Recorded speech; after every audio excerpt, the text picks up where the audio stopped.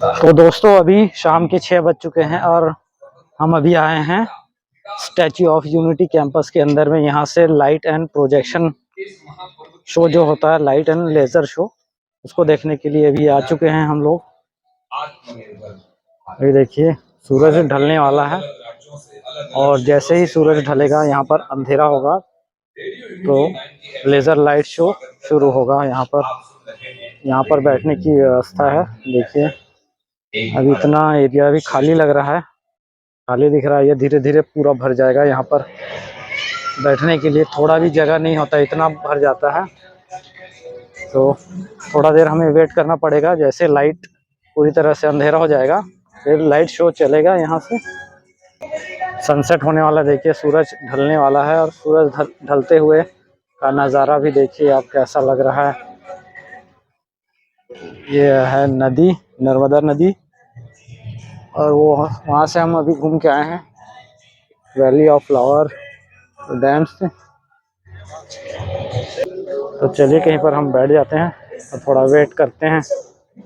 Only on Radio Unity 90 FM. एक भारत श्रेष्ठ भारत।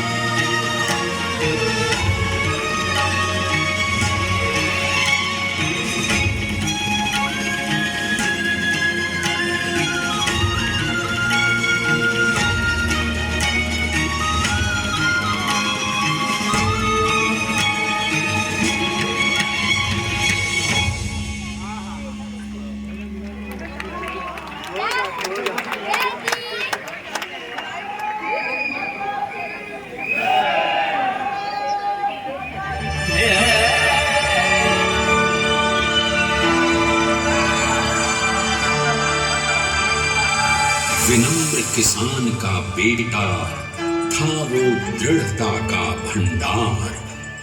वल्लभ भाई पटेल नाम कहलाता था सरदार। कृषक कार्मिक जनगण से था उसको प्यार अपार। अखिल देश ने उसे रहनुमा किया था स्वीकार। गांधी बापू का शिष्य, सत्य अहिंसा का अवतार, किंतु एक भारत करने को धर लेता हथियार। लौह पुरुष संबोधन था वो लोहे की दीवार। तेज पुंज तुम, शक्तिपीठ तुम, बल का सागर अपरंपार, ऋणी देश का नम्र नमन, तुम स्वीकारो सरदार।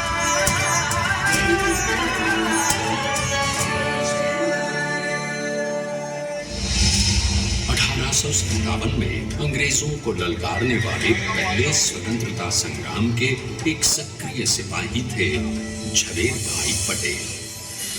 करमसद गांव के इस बहादुर देशभक्त किसान और उनकी पत्नी लाडभाई के 5 बेटों और 1 बेटी में से चौथे पुत्र थे वल्लभ भाई।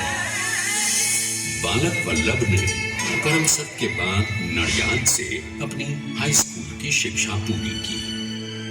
फिर 13 साल की उम्र में उनकी शादी भी हो गई छोटी सी झवेरबाई से। 2 बच्चों बेटी मणिबेन और बेटे डाया भाई को जन्म देने के बाद झवेरबाई असमय ही चल बसी।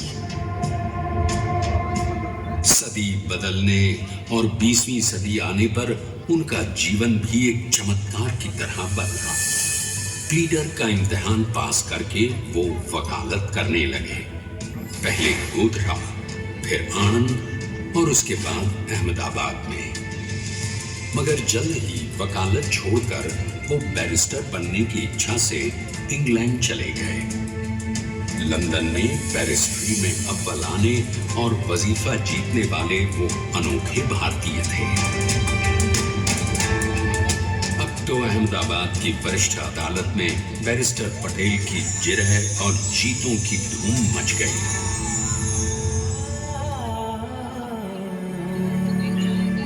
तभी एक युग पुरुष ने वल्लभ भाई के जीवन की धारा ही बदल दी। दक्षिण अफ्रीका में सत्याग्रह के अहिंसक अस्त्र से गोरे शासकों को सबक सिखाकर भारत वापस आए बैरिस्टर मोहनदास करमचंद गांधी से मिलकर वल्लभ भाई ने अपने कुछ बरसों से सीखे विदेशी व्यवहार और संस्कार हमेशा के लिए त्याग दिए और अब वो अपने खेड़ा के किसानों को हक दिलाने के लिए बापू के साथ आंदोलन में कूद पड़े। अब उनके पैरों में जूते नहीं, गांव की धूल थी। हृदय में भारत भूमि की शस्य श्यामला धरती। मन में थे गांधी और मस्तिष्क में एक नए स्वतंत्र भारत का सपना।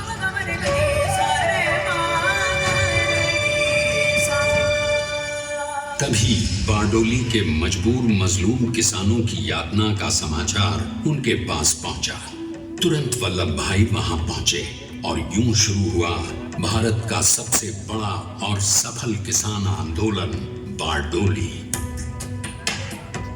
वल्लभ भाई ने बारडोली के 87,000 किसानों को ऐसा अटल अडिग अचल मनोबल दिया कि अंग्रेजी सरकार हिल गई और 1 बरस के बाद उनका लगान माफ कर दिया गया। अब तो पूरे देश में लोग वल्लभ भाई के नाम की कस्में खाने लगे। स्वयं महात्मा गांधी ने कहा, अब वल्लभ भाई मेरे शिष्य या साथी नहीं, सारे देश के सरदार हैं और देश को मिल गया एक अनोखा असरदार सरदार।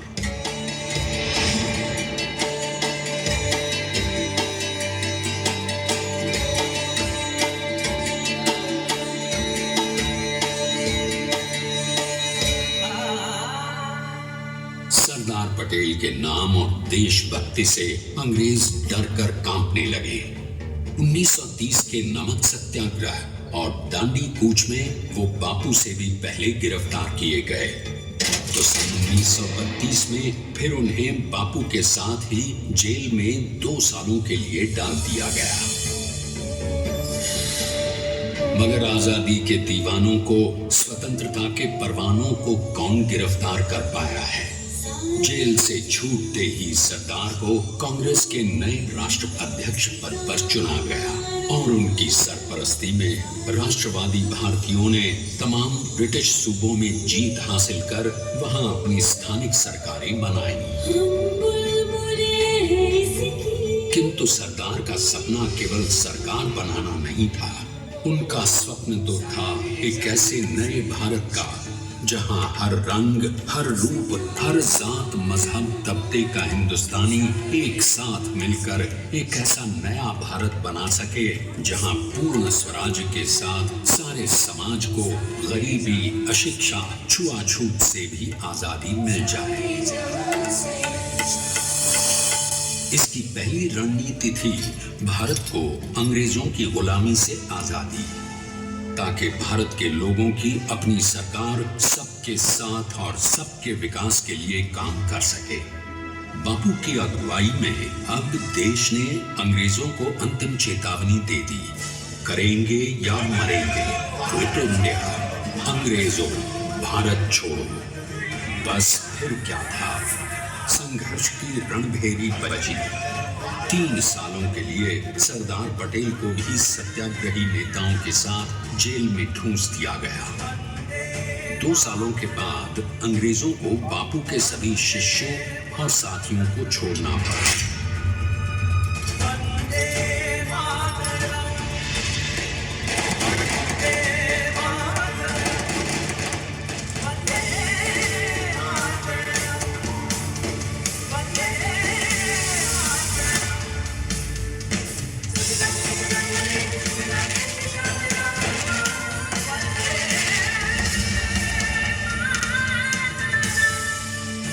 स्वतंत्रता के स्वप्न के सच होने के साथ अब सरदार पर कई एक नई जिम्मेदारियां थीं।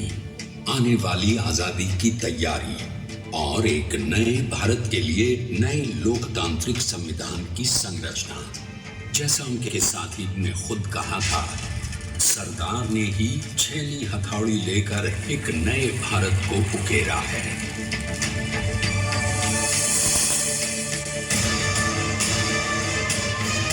स्वाधीनता तो प्राप्त हुई, लेकिन खंडित भारत में भी उठते विभाजनवादी अंधकार को अभी दूर करना था। जब देश के खंड खंड होने का भय उत्पन्न होने लगा, तो सरदार ने निर्भय होकर खुद अपनी केंद्र सरकार और साथियों को भी चुनौती दे डाली और जम्मू कश्मीर को बचाने के लिए सारे देश का आकाश वायुयानों से भर गया।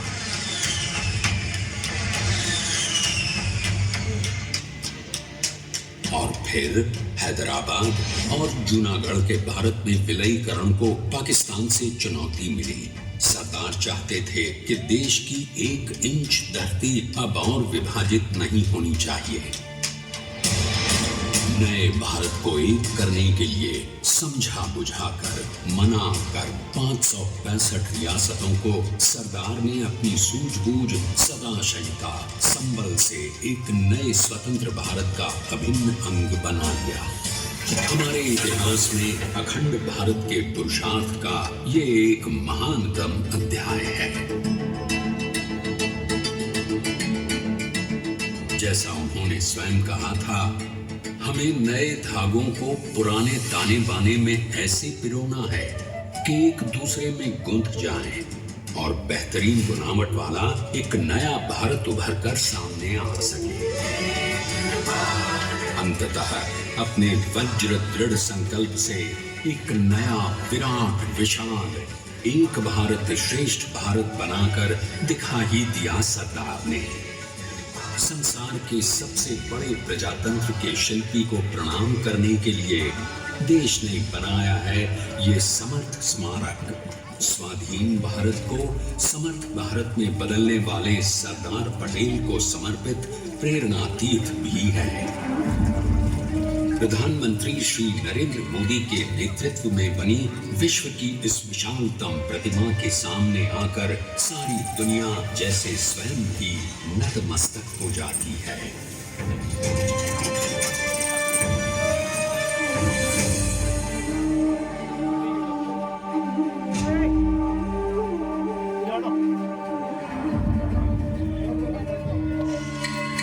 देश को बना गया वो अमिट अटल,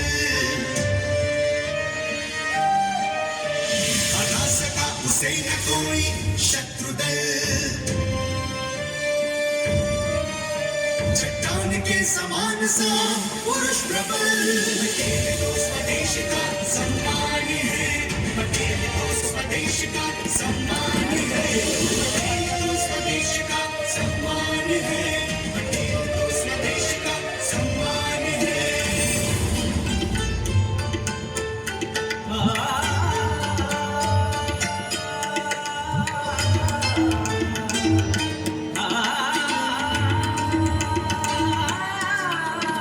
ऊंचाइयां आकाश को छुए हुए, गहराइयां समुद्र की लिए हुए,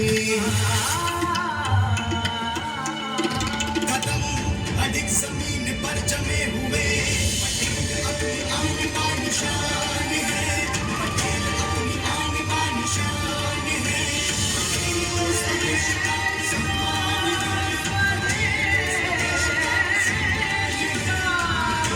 स्वदेश का सम्मान।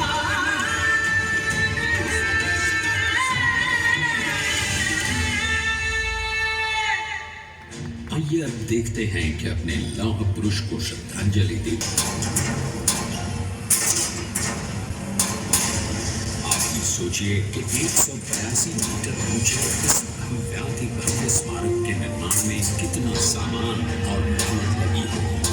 70,000 metric ton cement, 18,500 metric ton reinforcement steel, 6,000 metric ton structural steel और 1,700 मीट्रिक टन ब्रॉन्ज।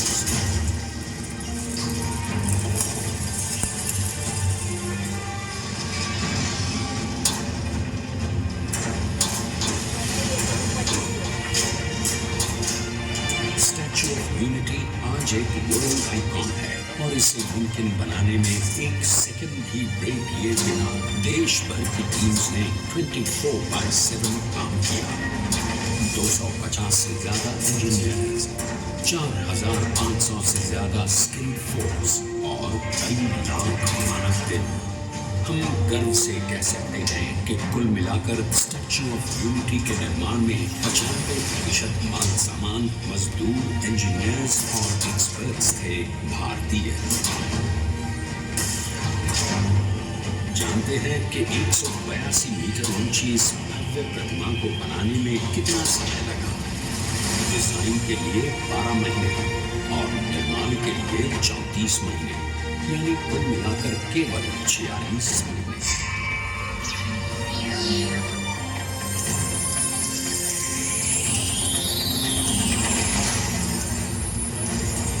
और इसी तरह बनी देश के शिल्पकार की एक अनोखी, अद्वितीय, विशाल प्रतिमा, जो सिर्फ आज ही नहीं बल्कि आने वाले न जाने कितने सालों तक यूं ही चमचमाती रहेगी।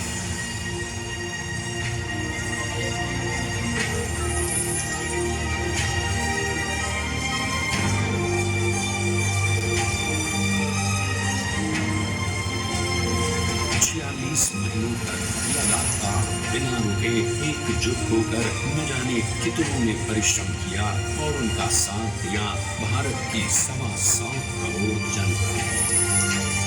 और तभी मुमकिन हो पाया एक ऐतिहासिक निर्माण जो आज कहलाता है भारत की नई पहचान। स्टैच्यू ऑफ यूनिटी, विश्व की सबसे ऊंची प्रतिमा।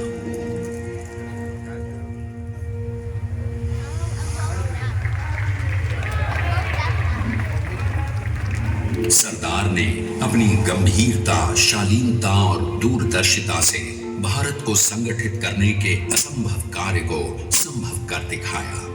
आइए आज हम सब उन्हीं की महिमा में विश्व के सामने एक उदाहरण रखें, क्योंकि ये ही भारत को श्रेष्ठता के मार्ग पर ले जाएगा। हमारा कर्तव्य ये है कि हमें निश्चय कर लेना चाहिए कि हमें हिंदुस्तान में जितने लोग थे सबको मिल मिल के भाई भाई की तरह रहना है। स्टैच्यू ऑफ यूनिटी एकता की प्रतिमा और श्रेष्ठता का प्रतिबिंब है। एक पहल है इस अखंड भारत को श्रेष्ठ भारत बनाने के सपने को पूरा करने के लिए। एक पुकार है हम सबको एकजुट होने के लिए। एक आंदोलन है भारत को सबसे आगे ले जाने के लिए, श्रेष्ठ बनाने के लिए। आपके योगदान विकास से ही बनेगा एक भारत श्रेष्ठ भारत। एकता का स्मारक, एकता का संदेश है कि भाषा अनेक, भाव एक, राज्य अनेक, राष्ट्र एक, पंथ अनेक, लक्ष्य एक, बोली अनेक, स्वर एक, रंग अनेक, तिरंगा एक, समाज अनेक, भारत एक, रिवाज अनेक, संस्कार एक, योजना अनेक, मकसद एक, कार्य अनेक, संकल्प एक, राह अनेक, मंजिल एक, पहनावा अनेक, प्रतिभा एक, चेहरे अनेक, मुस्कान एक। ये एकता का संदेश लेकर के हम चले। और भाइयों बहनों, ये भारत की विशेषता है, विविधता में एकता। यही भारत की विशेषता है।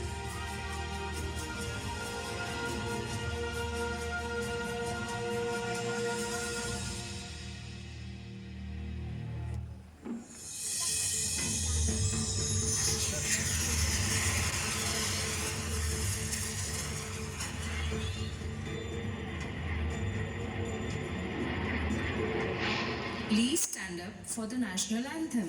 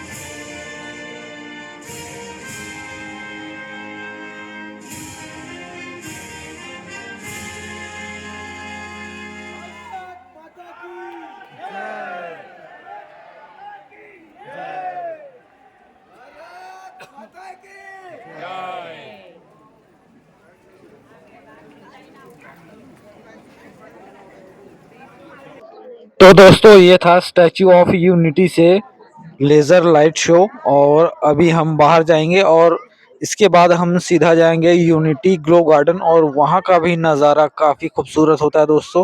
वहाँ रात का नज़ारा एकदम बेहतरीन होता है। तो नेक्स्ट वीडियो में उसको आप देखोगे। तो इस वीडियो में फ़िलहाल इतना ही। ये वीडियो आपको कैसा लगा कमेंट करके ज़रूर बताइए। तो दोस्तों मिलते हैं नेक्स्ट वीडियो में, तब तक के लिए जय हिंद।